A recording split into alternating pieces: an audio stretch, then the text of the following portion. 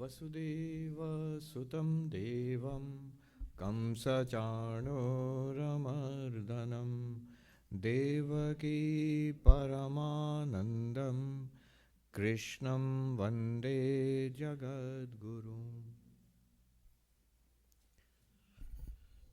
So we are on the 11th chapter of the Bhagavad Gita, which is called Vishwarupa Darshana Yoga, the yoga of the vision of the cosmic form of God. What is that about? At the risk of repeating myself, but we have had so many interruptions, it's good to repeat these concepts. A background to this chapter. Different stages of understanding of God. So one is, you begin with worship of God in one concept, one form, one name. So for example, for me, God is Krishna, suppose. And I also have a particular conception of the form of Krishna, the life of Krishna, and the name Krishna. This is God for me. This is God. If you give me a different concept, I will say, no, that's not correct. This is God. So God, the worship of God in one form, one conception, one name, one mythology. Then it's at this point you will notice that all fanaticism also comes at this point. Then there is talk of the one true God, all false gods. All of this comes because of this. The next deeper understanding is that all of these forms and conceptions and names in which God is worshipped, with form, without form, various kinds of forms, various names, whether it is Rama or Krishna or Shiva or the Divine Mother, Devi, Durga. Durga is going to be worshipped soon, a few days. And so on, or Ganesha or whatever it is, or the Christian God, Father in heaven, or Muslim God, Allah, whatever it is, all of them are the same reality. This is the second conception of God.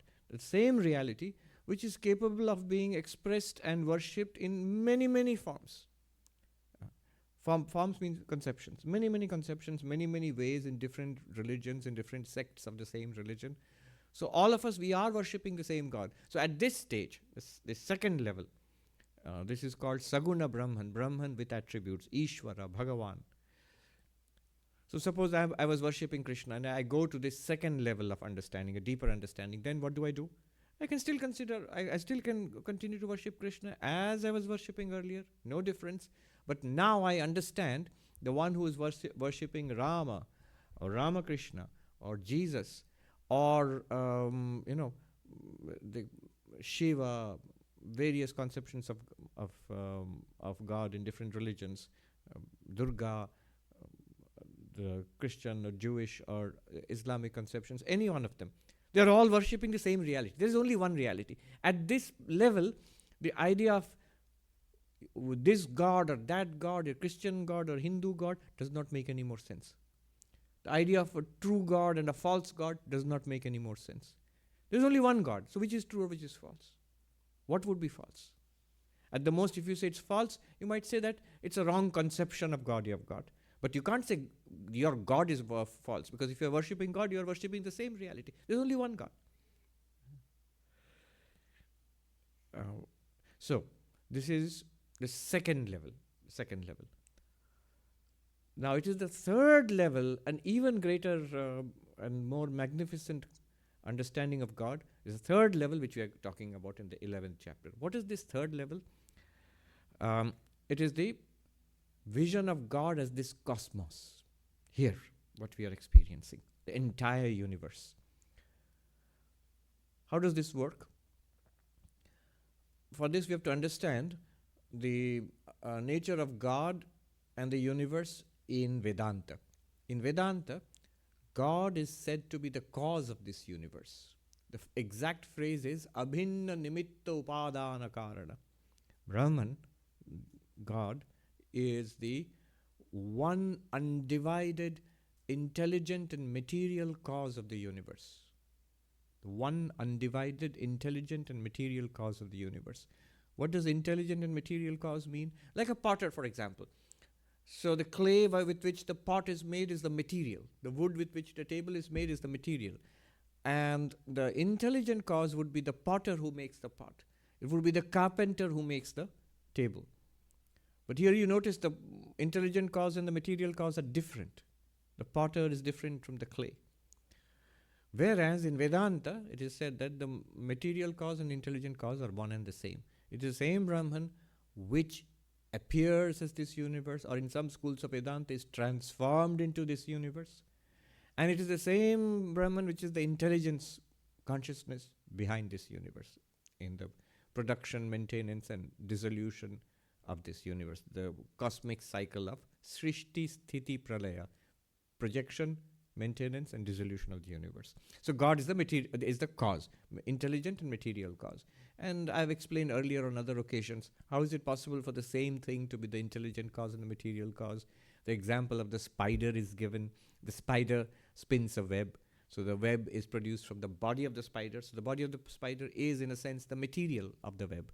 But the spider as an intelligent being, as a sentient being, is the intelligent cause also of the web, because it designs and spins the web. It's an example. So God is the intelligence behind this universe, and God is the material also from which this universe is produced. Where am I leading with all this? Notice one thing. The material cause is present in the effect. If the table is made of wood, then where is the wood? Here. Touch wood. Right? Here in the table. If the pot is made of clay, where is the clay now when you see the pot? There, right there itself. If the universe is made of God, where is God? Here. In the universe itself. So that is an amazing insight. Of course, it works only because the idea of causality, the material and intelligent cause being one, and out of that the universe is produced. If you hold on to that, then only this works. So this cosmos is God. But be carefully. It's not God in the sense of pantheism. Pantheism is that God exists, and God is the creator of this universe. And God is omnipotent, omniscient, and all of that. But pantheism says this universe and the creator God are one and the same. God is this universe, literally. Vedanta does not say God is this universe literally. I mean, if you say God is this universe literally, then God would be a table or a chair or an ant or an elephant. Not in that sense. But all of these exist because they get their reality from God. God provides the reality to this universe. So what would be the closest term in English for this kind of a theory? It's not pantheism. The early Indologists, they said that the Hindus were pantheists, that God is this universe. It's close, but not at all correct. Another term was suggested, panentheism. I was looking it up in Stanford Encyclopedia of Philosophy and other places. It also doesn't quite suit. The idea of God in Vedanta is God is the transcendent and immanent in the universe. God is beyond this universe, and God. Somebody's phone is buzzing.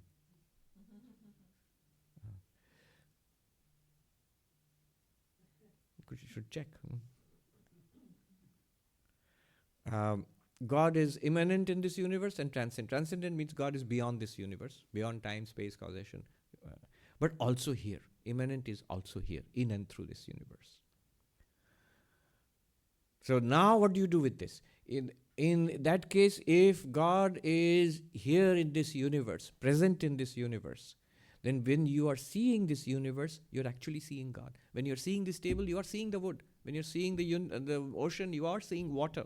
When you're seeing pottery, you're seeing the clay also, automatically. We are experiencing God when we experience the universe, and yet we are doing it in ignorance. We don't see it as God. We see it as, tables and chairs and elephants and ants and so on. So this is the new conception, deeper conception, which is this, that this entire universe is the form of God. The entire universe, you can say, is the body of God. This works only if you regard God as immanent in the universe, that is, in the universe. Now, that is not enough. You might say, all right, I have understood it. Is that what is meant by the vision of the universal form? I've understood that in some sense God is the material of the universe. So just as the material continues, wood continues in the table, the clay continues in the pottery, similarly God continues in this universe. I've understood it. Is this what is meant here? Now I understand this is God. No. We may understand that, but we still don't really feel that this is God. We feel this is the same old world, and I have a new conception about this world. So what is required is an actual experience, a mystical experience of the cosmos as divine. And that's what Arjuna asked for. And Krishna will say that you cannot see it with these eyes. That means what? You can understand it, just as we have understood this third conception of God. What are the three conceptions? God as an individual, that specific one particular God we worship. Second, God as that which is worshipped in every form, in every religion, in whatever conception you have got of God. It's one God. And third, the universe itself is the cosmic form of God. How is this in advance? Because remember, as long as we are talking about even first conception, second conception, both are matters of belief. Both are matters of belief. And there is a God called Vishnu in the heaven called Vaikuntha. And all right, I can even accept one God is appearing as the God of all religions and all. But all of that is still belief. But this universe is not a matter of belief. We are continuously experiencing it. Now, if you understand this universe as God, then you are continuously experiencing God. That is a huge step forward. That also removes the distinction between the sacred and the secular. What you considered to be the secular becomes the sacred immediately. This universe, this is secular. Vedanta society is sacred. Outside Manhattan Central Park is secular. No, the whole thing becomes permeated by the divine. The whole thing becomes sacred. Nivedita writes, henceforth no division between the sacred and the secular. To work is to pray, she says. Then every activity in the world also becomes spiritual then, with that understanding. So that is the advantage in this vision of the cosmic form. But then it's just this understanding itself is not enough. So Krishna will tell Arjuna that you need a special eyes to see this. With these eyes, you may understand that this universe is God, but you will still see this universe. You will still not see the universe as God. You will see the universe the way you used to see it. The way you used to see it, we see it now. After this new understanding of God, we'll still see the same thing. We'll experience the same thing.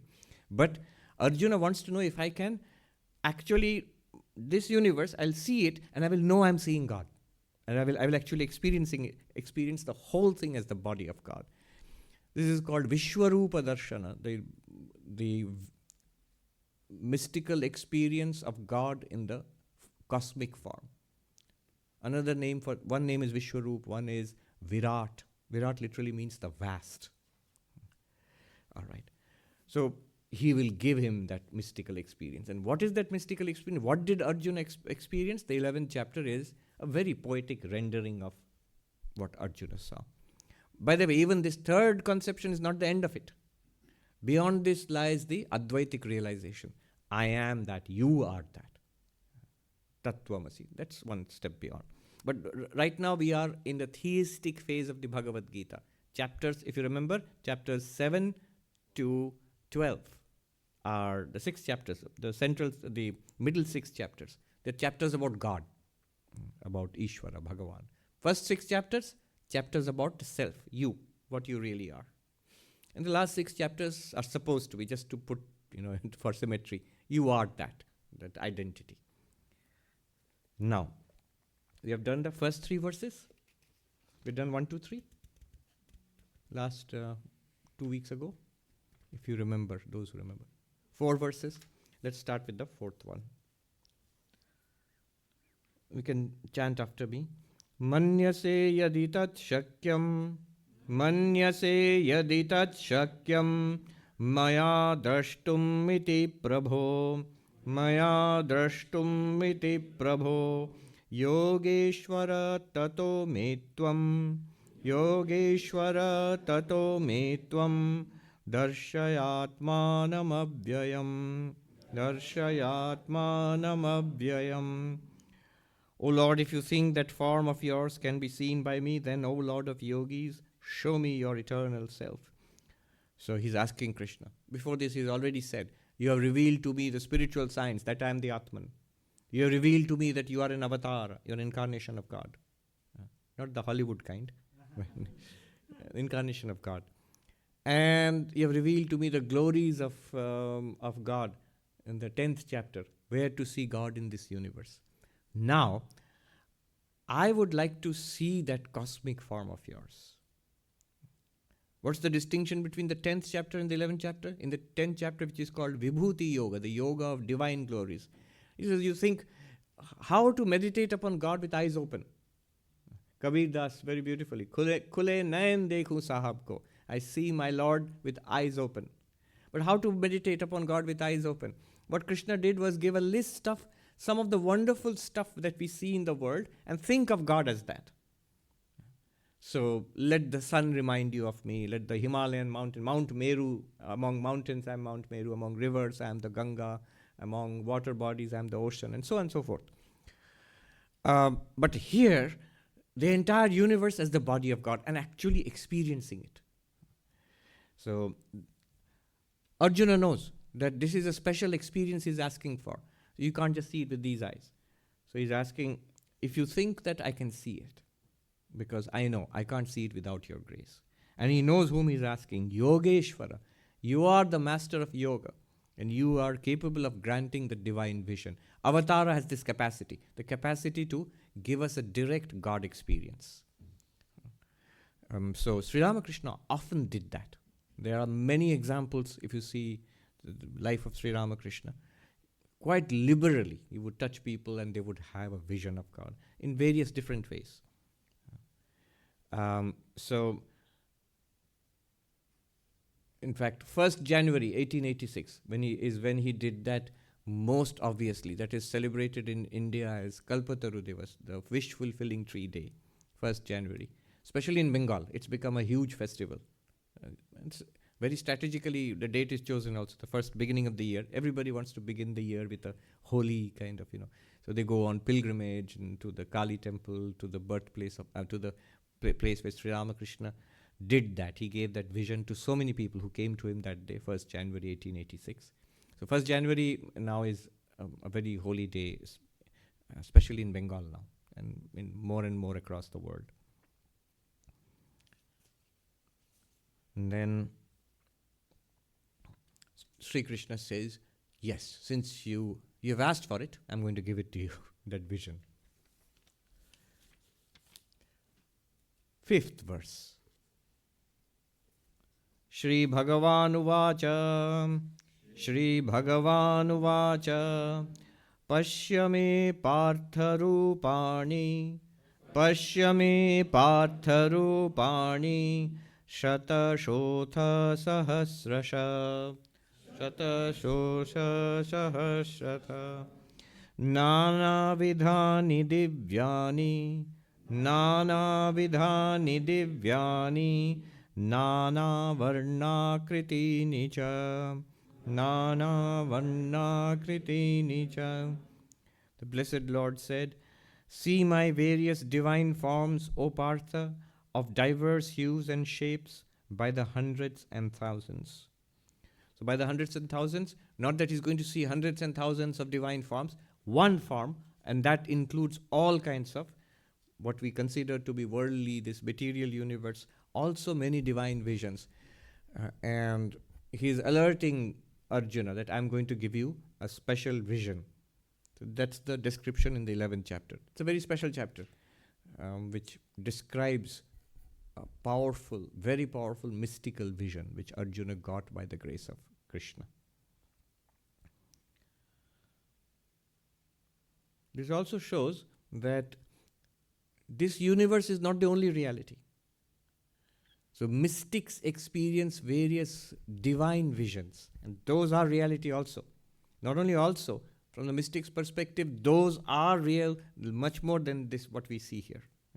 We are sort of sleepwalking through life, and they are the ones who are awake.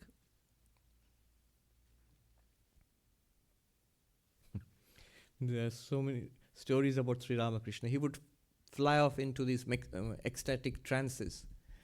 One day, I think it was Girish Babu or Ram Babu, I think, who was taking him in Calcutta in a coach, in a horse carriage.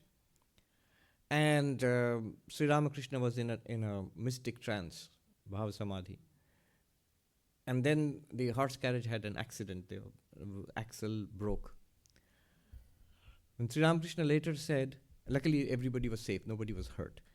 So Sri Ramakrishna said later that I was in this mystic, I was having this experience of Ravana was taking away Sita in his flying chariot, and Rama's devotee, the bird Jatayu, attacked and destroyed the chariot.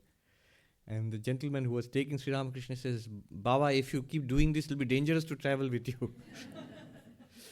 So he has this experience, and it affects the actual world, the physical material world. Something happens.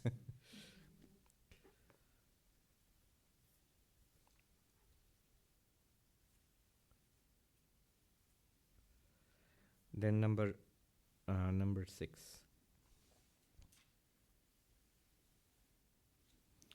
Paśhyādityān vasūn rudrān. Paśhyādityān vasūn rudrān. Aśhvinau marutas tatha. Adṛiṣhṭa-pūrvāṇi. paśhyāśhcharyāṇi bhārata. paśhyāśhcharyāṇi bhārata.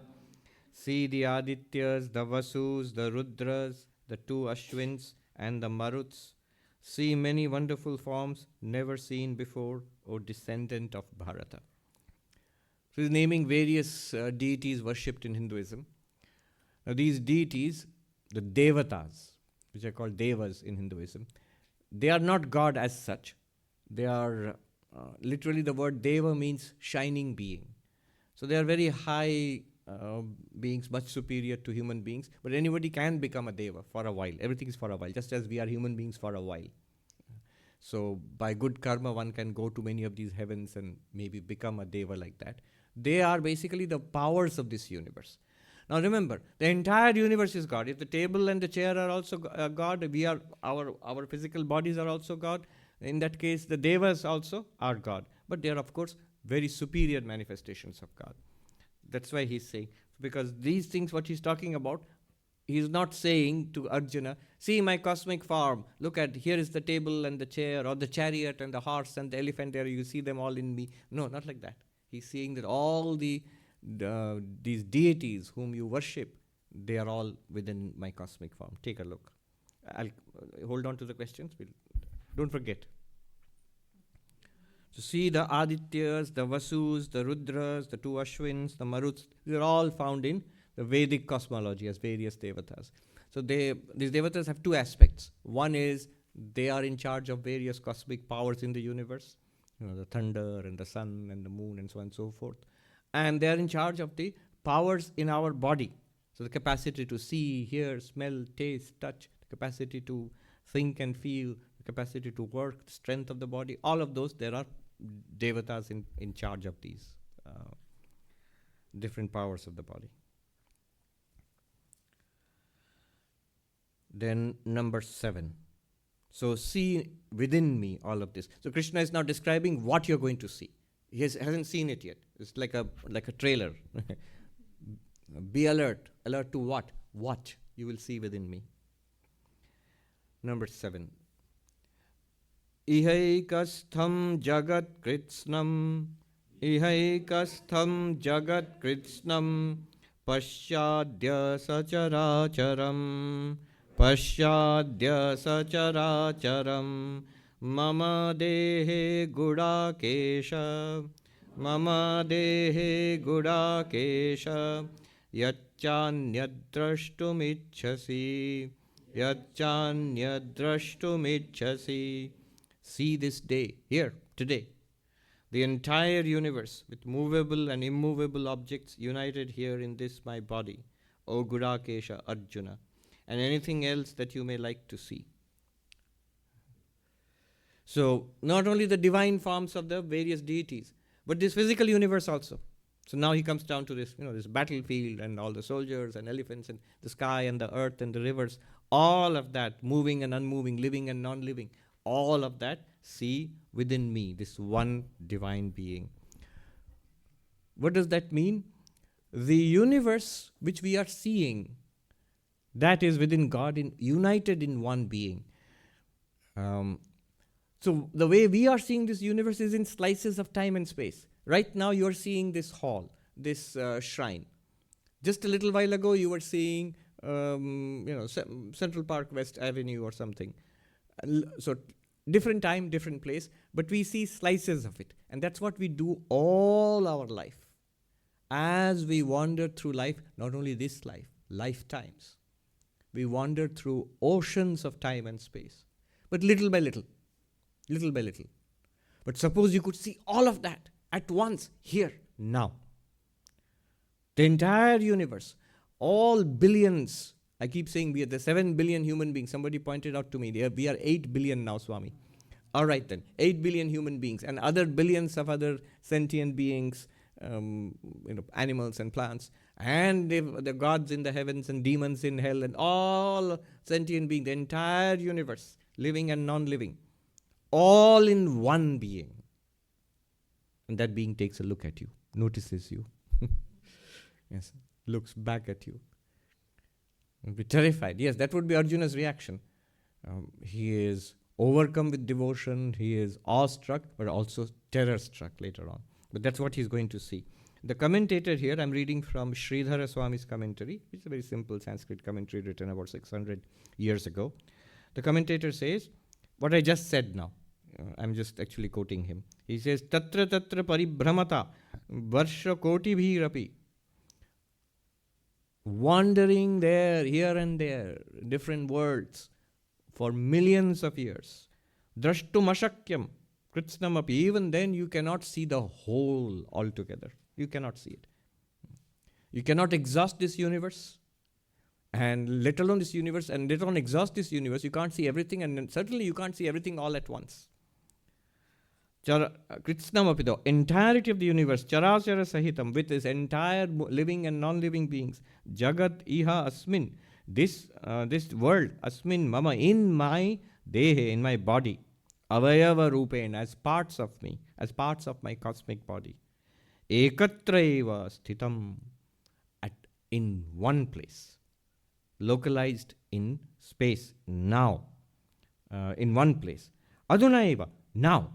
So in space and time, located here and now, you will see the entire universe as me, as I. It's not just a collection of all things. It's a consciousness, just like this is not just a collection of body parts. There is consciousness behind it, this individual being called Sarvapriyananda, who is now present before you in this collection of hands and feet and tummy and head and all of that. Similarly, this vast universe, the one consciousness identified with everything, which is known as Virat, the vast, or Vishwarupa, the cosmic form, you will see now.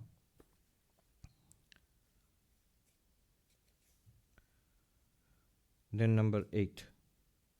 So he says, O Arjuna, ihaikastham, right here, all together, Jagat Krishnam, entire world, Sacharacharam, moving and non-living, non-moving living beings, plants and animals and all of that. Mama dehe, in as my body, in my body, you will see. At once, ekasha, yatcha anyad drashtumichhasi. And if you want to see other things, apart from this universe, you want to see forms of gods and goddesses, all of that also you will see. Number 8. Natu mam shakyase drashtum, natu mam shakyase drashtum, anenaiva swachakshusha, anenaiva swachakshusha, divyam dadami te chakshu, divyam dadami te chakshu, paśhya me yogamaishwaram, paśhya me yogamaishwaram. But you will not be able to see me just with these eyes of yours. I am giving unto you the celestial eye. Behold my divine miracle. So divya chakshu, divya, divine, chakshu, eyes. sometimes also represented as a third eye, the eye of Shiva opening and so on. It's the eye of knowledge, but remember, it's also a mystic vision. We have understood now. I understand the theory behind it. God is the material cause of this universe, the theology behind it. God is immanent in this universe, just as wood is immanent in the table and water in the wave. So God is immanent in this universe. So therefore, when I'm seeing this universe, in some sense, I must be experiencing God. We have understood that, but that's not what is meant here. He will actually see, have a tremendous, vivid, not just one experience, not vague, not abstract, not speculation, not a nice theory, but it's an experience, and what an experience. Some of the most awesome poetry will ensue now. And imagine the person who actually sees it. That will probably be the most awesome experience he will ever have in his whole life. So, I think I did mention it. This rather impressive gentleman, a philosopher, and also a spiritual practitioner I saw many, many years ago, Govinda Gopal Mukhopadhyay. He has passed away now. He was a great Vaishnava scholar also. I had the occasion to hear him speak at a conference. I remember having said this in the class, but anyway, let me repeat it in this context. So the conference was about mystical experience. So the psychology of mystical experience, philosophy behind it, neuroscience behind it, whatnot. So there were philosophers, there were scholars, and so on and so forth, doctors. And this Govinda Gopal Babu, he was also there. And he was discussing the mystical experience of one Yogi Krishna Prem. I think Yogi Krishna Prem, I think he was a white person. He was either British or American. He went to India and he stayed there the rest of his life. He became a great devotee of Krishna. That's why he was called Yogi Krishna Prem. And he actually had mystic visions of Krishna. Now this Govinda Gopal Babu, so he was giving a talk. I still remember, it was very vivid. He was a very powerful speaker. In fact, he pushed away the microphone. He said, I don't need a microphone. He didn't. He had a booming voice which carried over the whole hall. And he said, mystic experience. I'm quoting him, I can still recall what he said.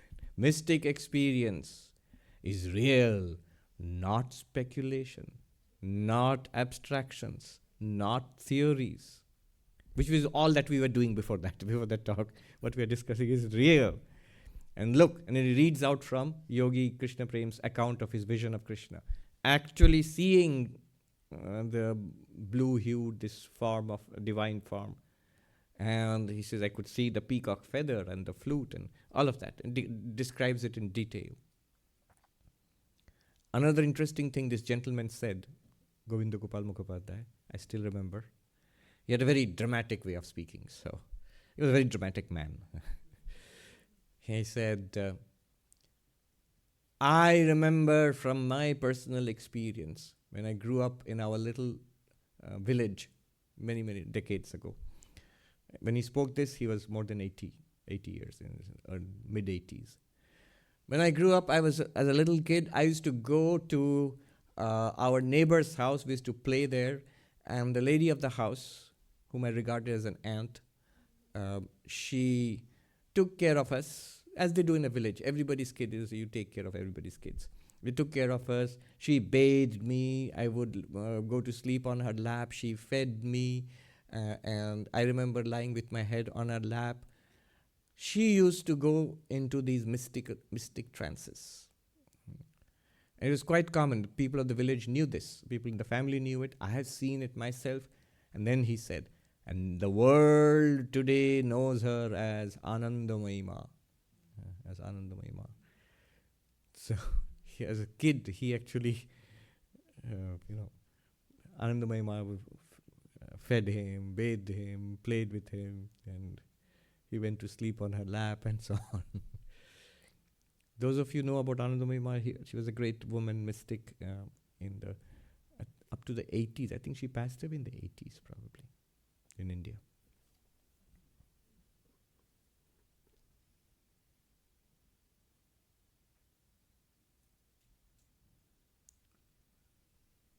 So you cannot see it with these eyes.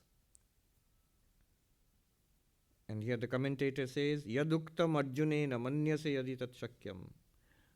This refers to what Arjuna had said in his question. If you think I can see. So Arjuna knew that I cannot see that this way.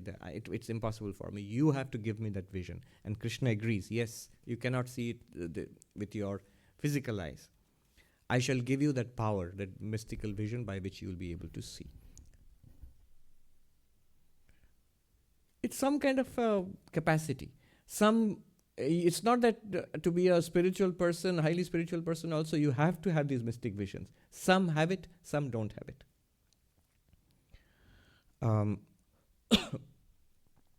Among Sri Ramakrishna's disciples, Swami Brahmananda was well known. Sri Ramakrishna, of course, had many, many mystical visions every day almost. Somebody called him a super mystic. Swami Brahmananda was prone to many kinds of mystical experiences.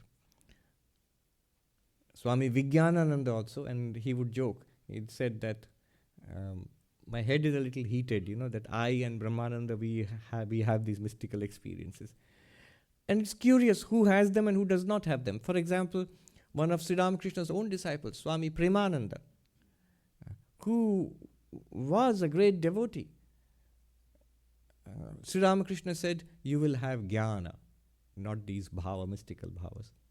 So, if you see the life of Premananda and his character, you would feel this is the prime candidate for mystical experiences because he was full of devotion for God. But he was supposed to be a jnani. Jnani means he would have the knowledge of reality, but not particular mystical visions of this God this way or that way. Visions of various deities, of various forms of God.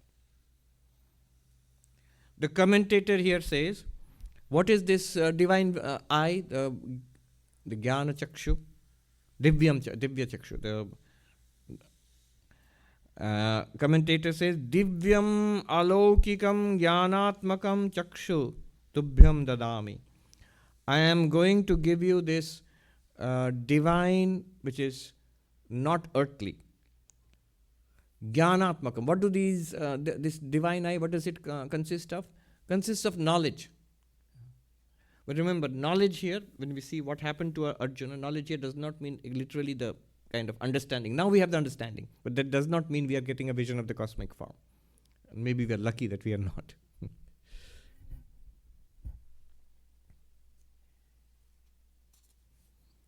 There is something in the Old Testament that no mortal can look upon me and live. It's there. That if I reveal this form to you, form means the experience. If you look upon the face of God, you cannot live. You will not continue to live anymore. And then, now what happens? Sri Krishna shows him this cosmic form, the Vishwarupa, the Virata, whatever is mentioned here. And then, to introduce this, Sanjaya. Who's Sanjaya? He is the one who is narrating the whole story of Mahabharata, including the Bhagavad Gita, to the blind emperor Dhritarashtra. Dhritarashtra asks Sanjaya, what did my sons and their cousins, the sons of Pandu, what did they do in the battlefield of Kurukshetra? And Sanjaya starts narrating this.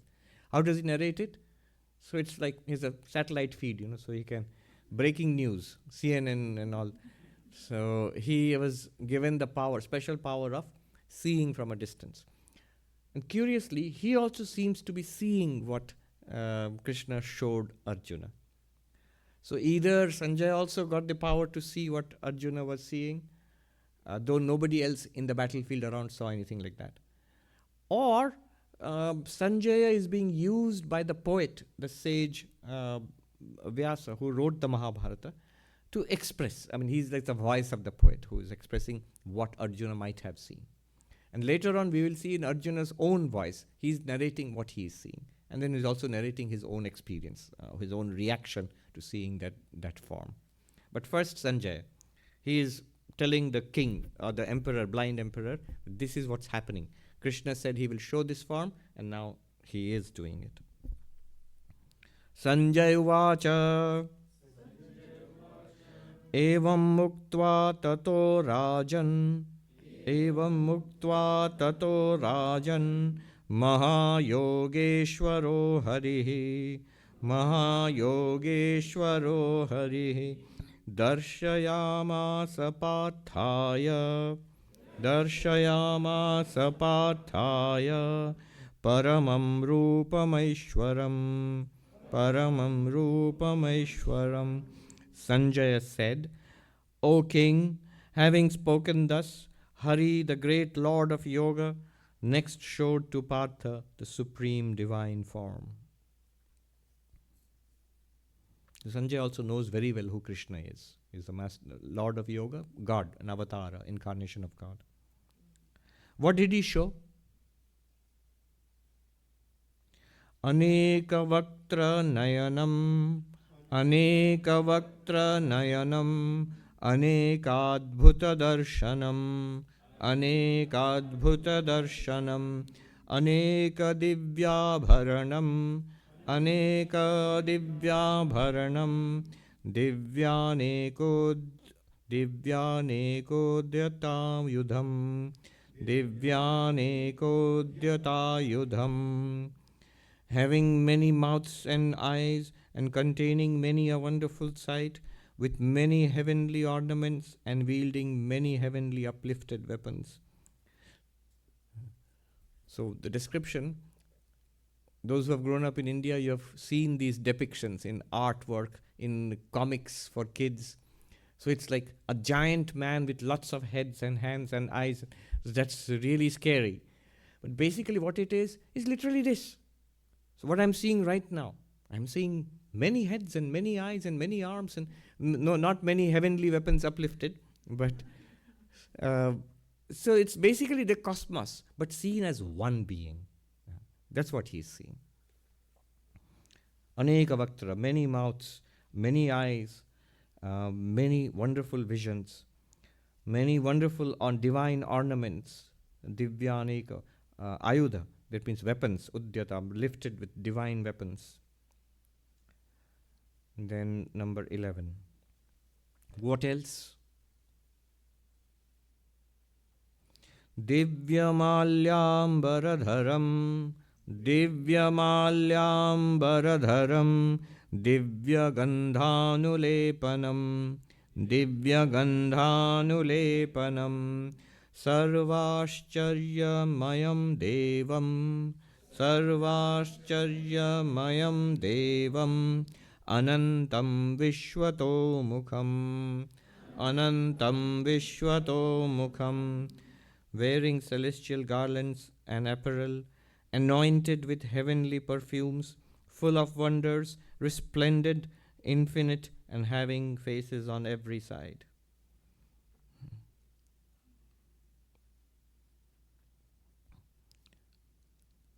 Anantam, infinite here means, the commentator says, aparichinnam, not divided. So am I seeing a cosmic form? In one sense, but it's all divided. I see you as a collection of different people, but not as one being. But here he's seeing it without any division. Vishvato sarvato mukhani yasmin tat. Sarvato mukha means facing in every direction, or everywhere the faces of the same divine. Sri Ramakrishna once told us, gave us a hint what it's like to be an enlightened person of this kind of experience. Vast crowds. Often we'll think a spiritual person is somebody who would avoid vast crowds, or crowds of any kind. They would be retiring in mountains or caves or ashrams, and they dislike crowds. And it's true also. It can be disturbing. However, for an enlightened person, their point of view is quite different. So Sri Ramakrishna used to go into delight when he would see large crowds of people. And he said, what it's like is, he said, look, a chandelier. So at that time, the British rule had come in India, and they had bought chandeliers in their, it was in style. So chandelier, Jhad Pradip, chandelier.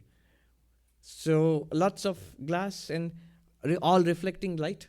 A central light is reflected, all shimmering and flickering. So he sees all these people like a vast chandelier. It's one light shining in all these ways. Here, look, seeing, hearing, smelling, tasting, touching, thinking of here, everywhere. I.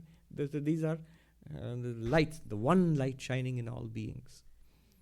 This one unity, a radiant unity in all beings. And it's a great delight for an enlightened person. They don't feel that I have to retreat from this. Oh, what a burden, so many people. Somebody said that I love humanity. It's people that I can't stand. No, not in the theoretical sense. Really. He loves humanity in the sense he loves the divine, which is coming to him as all, not just human, also all living beings, all kinds of living beings.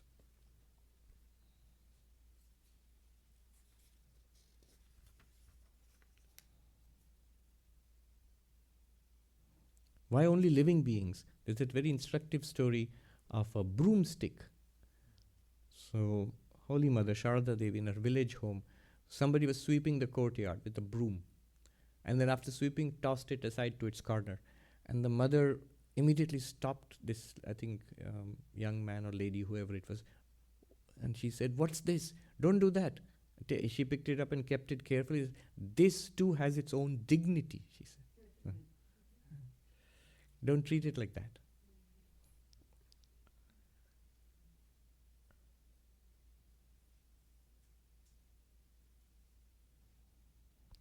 Then the 12th verse, very beautiful verse, stunning.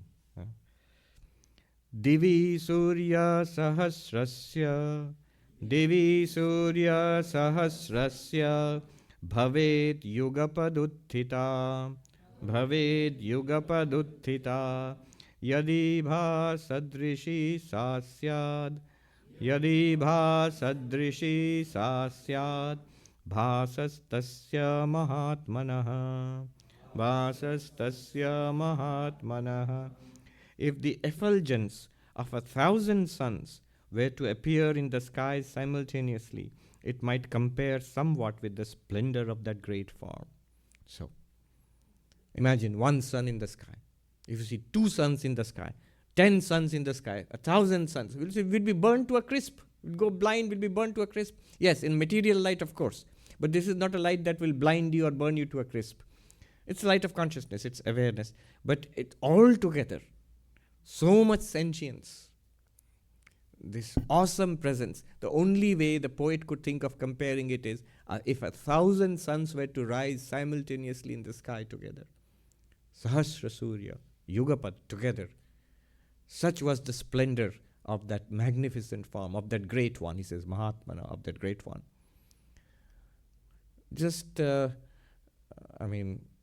passing, right now because of that film which has become pretty famous, Oppenheimer, and when he first saw the atom bomb explosion, he quoted from the Gita. I don't know which verse he quoted, but this would be the perfect verse to quote. To see the bursting of the first atom bomb, the trial which was done, I think in New Mexico, the first one. So when he saw that, so like 1,000 suns rising in the sky. But I think he quoted something like Kalo Asmi, that I am come time, the destroyer of worlds. But he knew the Gita. I wonder, did he quote it in the Sanskrit original, or because he knew Sanskrit, he studied Sanskrit in Sanskrit? But this is an amazing imagery. And the commentator here says, Nanya upama asti ityartha. There is no other metaphor or analogy that can be used except 1,000 suns rising in the sky together. Now you can imagine why, when Sri Ramakrishna used to have those visions, one thing they noted, one was he would become as still as a picture. Again and again that thing is given, like a photograph, he would become still like that. And doctors, Dr. Mahendralal Sarkar and others examined him. His pulse stopped. Heartbeat stopped. His eyes wouldn't flicker. Mahendralal Sarkar actually did the eyeball test, which is impossible to fake. He touched the eyeball. No reaction. It's like the person is dead. It's not there. And yet, It's not a kind of suffering or anything. Those who have seen, they say as if joy is bursting forth from this person. As if, he says, he looked like a ripe pumpkin about to burst. That's such extraordinary joy in his face, is unforgettable. Once you see it, all your life you'll remember it. This 1,000 suns rising in the sky. And Sri Ramakrishna, you could see it again and again, day after day, if you saw this demonstrated in front of you. Another thing they repeat in the descriptions of when they saw Sri Ramakrishna Samadhi, every hair of his body would stand on its end. And every hair of the body would stand on its end.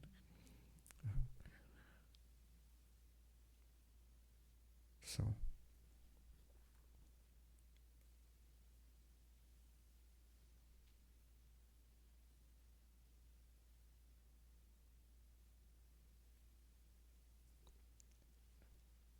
I have come across some people who have actually had such deep, not of this extreme nature, but such deep mystical experiences. One such was Swami Gambhirananda ji, who was the 11th president of our order.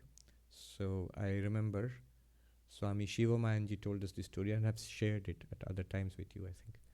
One day when I was a monastic novice, this was about 20 years, more than 20 years ago, 25 years ago, in Sharada Peeth near Belur Math.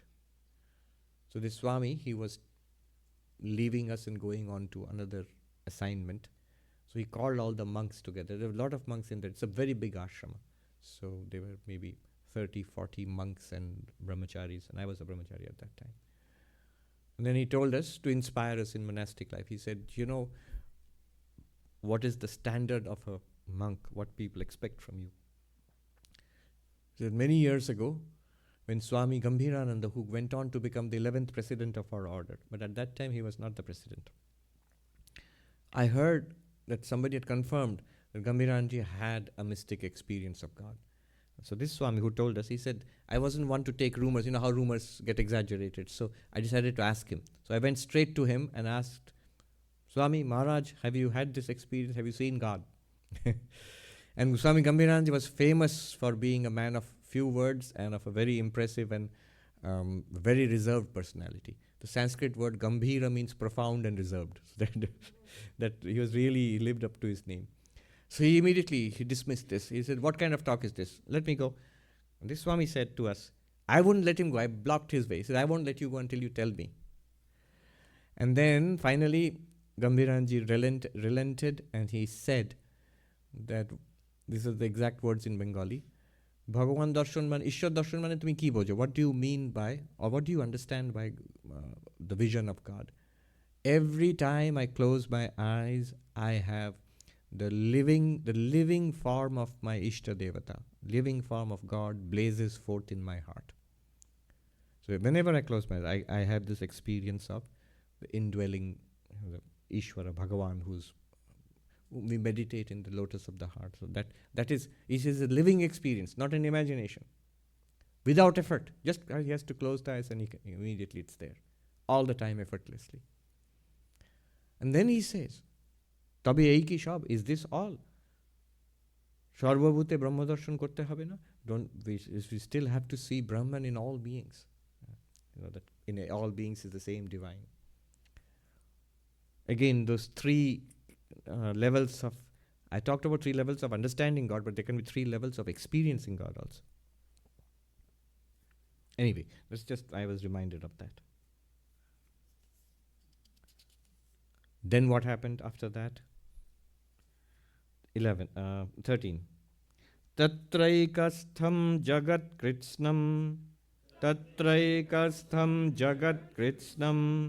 pravibhaktam mane kadha apashyad devadevasya sharire pandavastada. Then the son of Pandu, that is Arjuna, saw the entire universe with its manifold divisions united there in the body of the God of gods.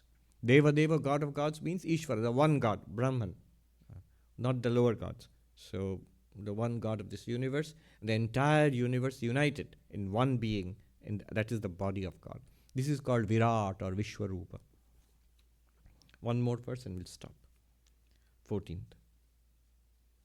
Tata sa vismaya vishto, tata sa vismaya vishto, rishta roma dhananjaya, rishta roma dhananjaya, pranamya shirasa devam, pranamya shirasa devam, kritanjalirabhashata, kritanjalirabhashata. Then Dhananjaya, that is Arjuna, filled with wonder and his hair standing on end, bowing his head before the Lord, said with joined palms. Joined palms, he said. What did he say? We'll see next time. But overcome with wonder, stunned. And notice, hair standing on end. Now all of this we might have taken as poetry. If it were not for someone like Sri Ramakrishna demonstrating it again and again, he was not demonstrating as a demonstration. He would go into these visions and others could see. And many, many people at that time, those who visited him, they often saw him at all hours of the day. It's not just seeing something. Everybody around also felt this indescribable uplifting of spirit, of the feeling of the divine present. Something very divine, something extraordinary was present there which they couldn't see. Sri Ramakrishna could see. And look at the description. Every hair on the body standing on its end. He bowed his head and with hands folded spoke. Spoke to God. All right. There were some questions. Did you still remember? Or are you too odd to remember your question? Okay, ask. Wait for the microphone. They'll give you a microphone. I also have a booming voice. No, but you need it for the recording. Oh, there's a lot of people here. I didn't notice. Okay. Tell us your name and ask the question. I'm Arvind Jayakumar. Yes. Nice to meet everybody here. Just as a first, preliminary matter, what's the proper way to address you? If you were in my shoes, what would you say? Swami. Swami? In India, they say Maharaj. You can call me Swami. Okay, Swami. So Swami, one thing you mentioned was that you said devatas are superior. Yeah. In what sense do you mean superior? What does superior mean? Superior means they are superior in their bodily equipment, in their karma, in their lifespan, in their experiences, powers, in all sorts of natural and supernatural ways. But they're not superior spiritually. Okay. They're beings like us. But like we might be superior to, a dog or a cat or a little ant. We are physically superior. We have extraordinary powers and capacities. What about intellectually? Intellectually also might be. Yeah. So they have capacities of all their senses are supposed to be heightened. So intellectually, yes, also. They're literally it means a shining being, deva. Anybody else has a question? I mean, I have lots, but... All right, so we'll give somebody else a chance. There's a lady here. Raise your hand so they can give you the microphone. Can you pass the microphone down? Yeah. Thank you. Tell us your name and ask the question. Pranam Swamiji. My name is Janhavi. I had a question about shlok number 7, in which you said that all movable and immovable objects he saw within one being, as one being. At the same time, you said that this was not the ultimate Advaitic realization. Yes. So, does this imply that the Vishishtadvaitic realization culminates here, at this point? I don't even know if this is a Vishishtadvaitic realization. Not even that. It's, remember, Arjuna is still seeing himself as different from this. Yes. I, remaining as Arjuna, am having this, what Americans might call a mind-blowing experience, an extraordinary experience. Nowadays they tell me it's available in ayahuasca camps in New Mexico. But mind-blowing experience. But he is still the same. He is, of course, uplifted. He is very inspired and he'll never forget it all his life. And he knows for certain now that this person, Krishna, is actually an incarnation of God. So it's no longer theory to him. So it's a could you call it a Vishishtadvaitic experience? In one sense, yes, because the language of part and whole is used. Amsha amshi, shesha sheshi. The Vishishtadvaita says this entire universe is one reality and one divine reality. There's an organic divine reality here. So we all, living beings and non-living beings, sentient beings and all non-sentient things, we are all parts or organically united in Brahman. And Brahman is bigger than all of us also. So in Sanskrit, chit achit vishishta brahma, vishishtadvaita. So the non-duality, the qualified non-duality of Brahman, but qualified by what? Qualified by sentient beings and insentient beings, living beings and non-living beings. By the way, the sacharachara, moving and non-moving, refers to living beings only. So plants which do not move and the rest which move around. And then he also adds Jagat, the entire insentient world. All of it is part of the divine, in one divine being. Yeah. And the Advaitic realization would be, I am that. But then that requires negation of the cosmos and of the individual, of the vast and the small, and the reality of that one background consciousness only. Then only I am that is possible, otherwise it's not possible. Yeah. Yes, you. I remember you, Ram Gopal. But for the microphone, you just tell your name and ask the question. Hello Swamiji, this is Ram Gopal. My question was, what is the difference between this and Savikalpa Samadhi, this experience of Arjuna? This is a Samadhi, but this is induced by the grace of Krishna.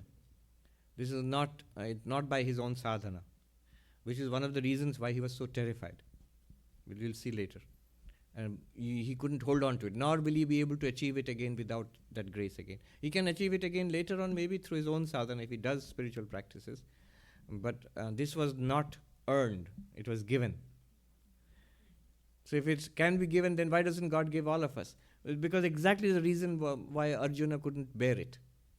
There are a number of experiences in Sri Ramakrishna's case also, where people importuned him, nagged him, that you can give it, we have seen you giving it to them, give it to us also. And some of them actually got it. But almost in every case they were terrified, they were shocked, they prayed to Sri Ramakrishna to take it back. His own nephew, Hriday Ram, he was a very strange character. I mean, in one sense, spiritual, really devoted to Sri Ramakrishna, but also very worldly. So he loved and served Sri Ramakrishna, but also tried to control him, and he liked doing it because a lot of important people came to visit Sri Ramakrishna. And Hriday Ram was a village lad, and he really enjoyed that reflected glory, In any case, he also noticed that some of those people who are really spiritual and seeking spirituality, they seem to get the same mystical experiences his uncle got, Sri Ramakrishna, his uncle. And by the grace of Sri Ramakrishna, they got those experiences too. So he said, "You are my uncle. Why are you leaving me out?" And he kept on nagging Sri Ramakrishna, "Give me." And Sri Ramakrishna would at first dismiss these things by saying, "It when the mother wills, it will happen." But Hriday Ram knew his uncle only too well. He knew that if Sri Ramakrishna wanted it, it would happen. So he kept nagging him until one day Sri Ramakrishna touched him and he had this extraordinary experience, and in his own words, he suddenly said, "Oh Ramakrishna."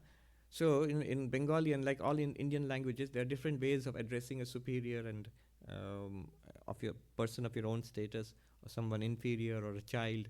So he changed the address, like addressing Sri Ramakrishna as just like himself. "Oh Ramakrishna, what is this wonder? We are beings of light." He just sees himself. He sees that he and Sri Ramakrishna are the same. We are beings of light.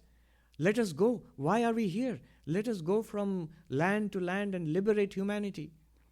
And Sri Ramakrishna said, "Hush, you fool. I have these experiences morning and evening every day. And with this little bit, you're making such a fuss. Keep quiet." And then he touched Hriday Ram and said, in Bengali, there's no other way of putting it. Joro. You rascal become inert or insentient again. Like throwing a switch, it all went off. It disappeared in a moment.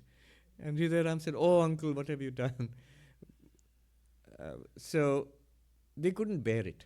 But it is samadhi. Definitely it is samadhi. It's equivalent to some kind of savikalpa samadhi, and a very high and powerful kind. This lady here, and then that young man, and we'll conclude. Lady up front, raise your hand. He will. Swamiji, my name is Parama. So my question is about the three levels and finally Advaita. So Ishtadevata, isn't that the first level because you're you're relating to one particular god or one particular Ishta? And then if that's, and our aspiration is to go to Advaita. So is that right to start with the Ishtadevata? Because true, but remember, what happens when your understanding becomes higher and you realize all the Ishtadevatas, all the forms in which God is worshipped, they're all the same. What do? Do you abandon your Ishtadevata? Not at all. Your understanding now becomes, I am worshipping God in this form, and this is God. But so also is the one who worships Rama or Krishna or Ramakrishna or Shiva or Durga or Kali or Jesus or the Father in heaven or Jehovah or Allah. They all are worshipping exactly the same reality. They're not members, all these are not members of an exclusive club. No, they are all different forms, conceptions, and they're not imagined by us, by the way. They're not imagined by us. They have been, God has been experienced in these ways by humanity, by saints and mystics of different religions. So now, when you go to the second level, that it is the same God which appears as the Ishtadevata of all beings or as gods in all religions. You still continue to worship the same Ishtadevata, same practice continues, but your understanding of the Ishtadevata is now expanded. This Ishtadevata, this Krishna, Ramakrishna, is also Durga, is also Kali, is also that. Then when you go to the third level, this one, this Ishtadevata is indeed this. This entire universe is within my Ishta Krishna, or this is the whole universe is my Ishtadevata. And then you see this Ishtadevata in every being, the divine in the hearts. Krishna will say, I am in the hearts of all beings. So like Ramakrishna said, like a chandelier, sparkling with consciousness, all beings are like that. But then you go further, and when you realize, I am Brahman, but then I am that Ishtar, one reality. Then it will happen, like the story of the lower bird and the higher bird in Mundaka Upanishad.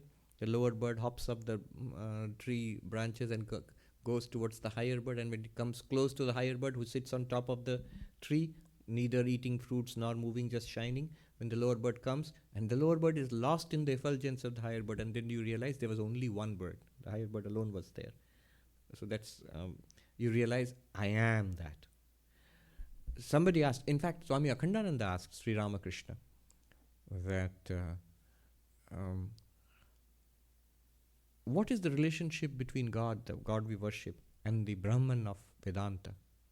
And Sri Ramakrishna told him, I'll tell you the exact Bengali and then translate. Jejar ishto shetar atma. Whoever is your Ishta Devata, that is the Atman, that is Satchidananda Brahman. It doesn't seem to be so, because Ishta Devata is with a name and a form, with a mantra and things like that.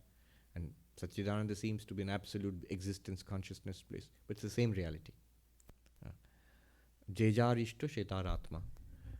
I asked the same thing to Swami Nirmuktanandaji many, many years ago. He was a very old monk of our order. And when I asked him, he was nearly 100 years old, 98 or 99.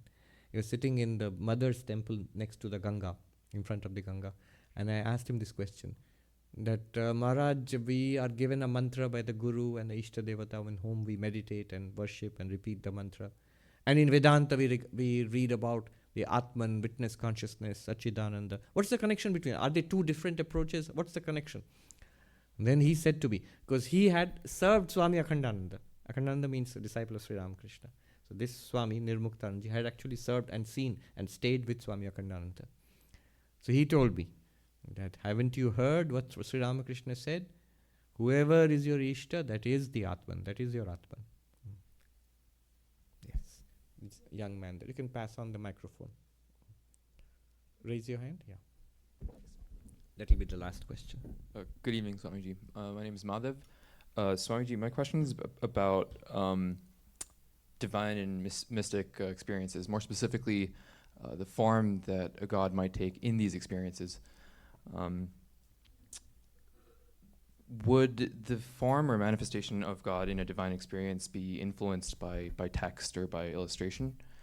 And yes, and it would be. And secondly, I'm just out of curiosity, what would such a manifestation look like without a preconception of their form and shape? Right.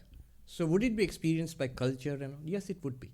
There is an imprint on the divine of our own minds, and whatever is in the seeds in that mind is. But is it an imagination in that case? What I'm asking is Shiva or Durga, are they like Superman and Batman or something, like fancy imaginations? No. Why aren't they imaginations? Because the same reality has been experienced in that form by many, many mystics, those who have practiced in that way. But that still means practiced in that way means, isn't it that a particular culture, people of that culture who read about God in that form and have worshipped God in that way for generations, centuries, even millennia, they have a tendency to experience God in that form. That's entirely true. Sri Ramakrishna put it very beautifully. He gave us such a beautiful answer. He liked modern technology. He would be fascinated by the iPhone today. But everything he related to God realization. So they showed him how, or they explained to him, they showed him how a photograph is taken. So in those days they had this photographic plate and they would put silver nitrate over it and then the image would be captured. So Sri Ramakrishna said, it's just like taking a photograph. If you put that mixture of that silver nitrate actually, an image will be captured. But if you do not, he says, only white light will stream through, radiance will stream through. If you do not do that, so what is that mixture? He said that powder, he says that is love, devotion, bhakti. So if you have a personal, devotional relationship with God, and that is that's very culture specific. So the elements are there. And then you experience God in that way. So to me, if I love Jesus, God will appear to me as Jesus. If I love Krishna, God will appear to me as Krishna. So we said, well, then why can't I make up my own God? You cannot. I remember we were years ago in Rutgers University in this interfaith program. In the Q&A session, one young man, he said, I still remember this, one of the most unique questions I've faced. He said, thank you for your deliberations, guys. Guys means I was there and some other Christian theology and some others. Thank you for your deliberations, guys. So I am founding a religion. He's starting his own religion. So he has some questions. I thought, good luck with that. You can't make it up. These are passed down through generations in a particular civilization. There is an element of reality which is beyond our minds. But you have to impregnate your minds with that reality so that's the format in which you will see God. But that is not the reality of God itself. God itself is appearing to you in that way. You are experiencing, not that you are not experiencing God, you are experiencing God. But then your question is, suppose you don't do any of that. Is it still possible to experience God? If you could, in the Advaitic way, for example. But that Sri Ramakrishna says is like white light streaming through. No image will be captured. No personal relationship will be there. Only that light will be there. So there will be nothing objective left there anymore. Yeah. It's a very subtle question. All right. Om Shanti Shanti Shanti Harihi Om Tat Sat Shri Ram Krishna